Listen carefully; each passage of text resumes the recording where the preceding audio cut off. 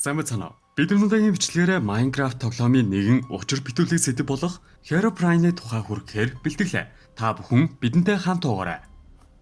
Herobrine бол Minecraft тоглоомын гол дүр болох Стивтэй туйлын адил дүрхтэй боловч нүдний хүүхэн хараагүй нэгэн дүр билээ. Энэхүү яриа нь 4chan хэмээх вебсайтн дээр нийтлэгдэж байсан зургаас үүсэлтэй юм. Энэхүү зураг нь Herobrine-ы хамгийн анхны дүр зураг байв. Зургийг сайтар анзаарвал зургийн зүүн гар талд Herobrine байгааг харж болно. Энэхүү зургийг нийтэлсэн тоглогч нь анхандаа энэхүү дүрсийг өвхөр хэмээн харсан гэдэг. Тэрээр цагаан нүдтэй тус дүрийг ойроос харахаар дөхөн очсон боловч тэр даруй уусан алга болжээ.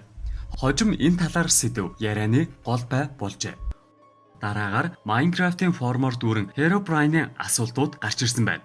Herobrine-ы хийдэг үйл хөдлөлүүд нь янз бүр байдаг бөгөөд жижиг пирамид бүтээх, агууг нүхлэн нүх үүсгэх, тоглогч руу дайран ирэх, холоос харан зогсож байгаад айжуухан алга болох гэх мэт сонирхолтой үйлдэлүүдийг гаргадаг. Мөн бүр цаашлаад эдгээр үйлдэлүүдээс гадна үнэн худлааг нь хэлж мэдэхгүйч тоглогчийг тоглож байхад тоглоомоос гаргаж компьютерыг унтраах үйлдэлүүдийг хийдэг гэх мэт ярианууд бас байдаг ажээ.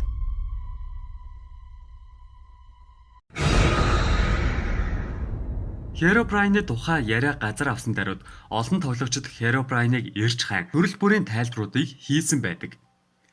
Гэвч тэдгээр Herobrine-ы тухай бичсэн тоглогчдын нийтлэлүүд нь хит их хандлтыг авахын тулд нийтэлсэн зохиомжтой хэтрүүлэгтэй постууд болох нь цаг хугацааны ирэхээр нотлогцоор иржээ. Тэдгээр цуврал мэдээнүүдийн нэг бол Herobrine-ыг зургийг анх нийтэлсэн тоглогч Herobrine-ыг ноочийн төрсөн дүү хэмээн таамаглаж байна хэмээх нийтлэл оруулахын хамт дараагаар ноочоос танд дүү байдгүй хэмээн асуужээ. Үүнд ноч хариулахдаа тийм ээ байдаг гэвч бид огт хамт байдаггүй хэмээн хариулжээ. Хожим тоглогчид түүний энэхүү хариултыг зориудаар мушгисан уу аль эсвэл буруугаар ойлгосон уу гэмээр Herobrine-ыг ноочийн төрсөн дүү бөгөөд ноч хорвоог орхисон дүүгээ тоглоомод оруулсан гэх мэдээллийг интернетээр тарааж өргөжээ. Ноч хожим үүнд залруулах болгон өөрийн Twitter хуудасаараа Herobrine бол бодит зүйл биш. Ор үндэслэлгүй худлаа зүйл. Надад төрсөн дүү байдаггүй. Зөвхөн эцэг их нэгтэл дүү бий. Гэхдээ бид уулздагчгүй хэмээн жиргэж байжээ.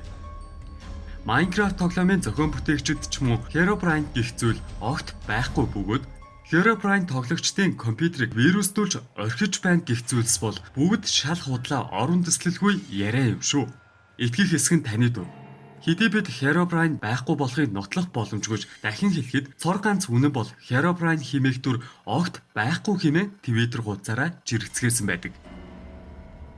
Гэсэн ч Minecraft тоглоомын тоглогчдын дунд Herobrine-ы тухай янз бүрийн ярианууд одоо болтол гарсаар байгаа билээ.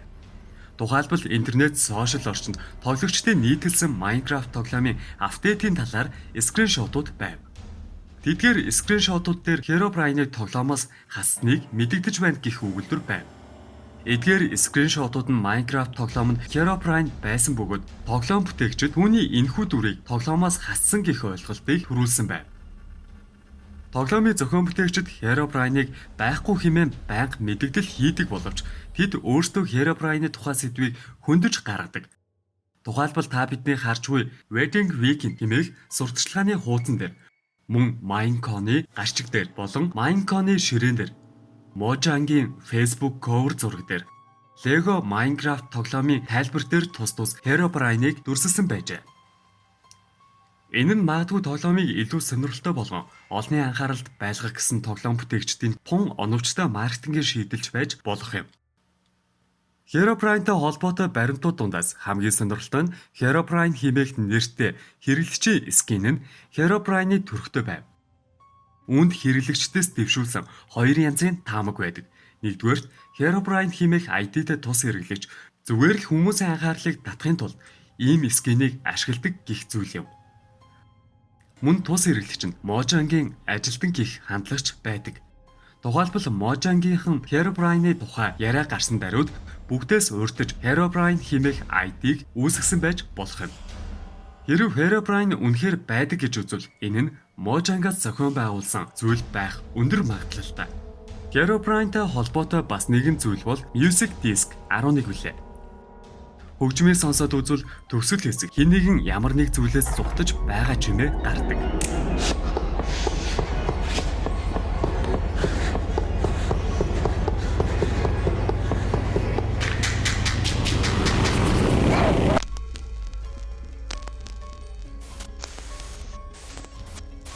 Хөгжмийн давтамжийг спектрограммаас харахад Herobrine-ийн нүүр харагддаг. Харин зүхтаж байгаа хүний хувьд Herobrine-аас айн зүхтаж байгаа болов уу хэмээх таамаглал үлдэнэ. Minecraft тоглоомын хэрэглэгчид Herobrine-тай холбоотой янз бүр зүйлсийг өөрсдийнхөө дүрсэлсэн зүйлсийг харвал Herobrine mod, Herobrine One command, Herobrine-аас зүхтах map, Herobrine texture pack гэд янз бүрийн зүйлс байдаг.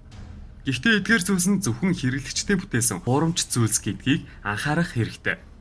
Эцдээ Herobrine-ийн тухай янз бүрийн ярианууд нь олон жилийн турш яригдсаар ирсэн зүйл билээ. Мэдээж зарим хүмүүс үүнийг худлаа зүйл хэмээн итгэхийг хүсдэггүй боловч Herobrine-тай холбоотой эдгээр сонирхолтой баримтуудыг эргээд харуул Herobrine үнэхээр хэн нэгэн хэрэглэгчийн зохиосон зүйл үү? Аль эсвэл тоглоом бүтээгчдийн тоглоомоо сонирхолтой байлгахын тулд бүтээсэн тоглоомын нэг хэсэг юм болов уу хэмээх асуултын хариу одоо хүртэл тоглогчдын анхаарлыг татсан хэвээр байгаа билээ. Бидний бэлдсэн бичлэг энэ хүрээд өндөрлөж байна. Бидний бэлдсэн энэ удаагийн бичлэг танд таалагдсан гэдэгт итгэлтэй байна. Хэрвээ танд бичлэг таалагдсан бол лайк болон коммент үлдээгээрэй. Ингэхээр бидэнд зориулан энэ төрлийн бичлэгийг илүү түлхүү хүргэсээр байх болно. Хэрвээ та бидэнтэй холбогдсон ямар бичлэг үзмээр байгаа талаар бусад санал хүсэлтээ доор хаягаар илгээх боломжтой. Анхаарал тавьсанд баярлалаа.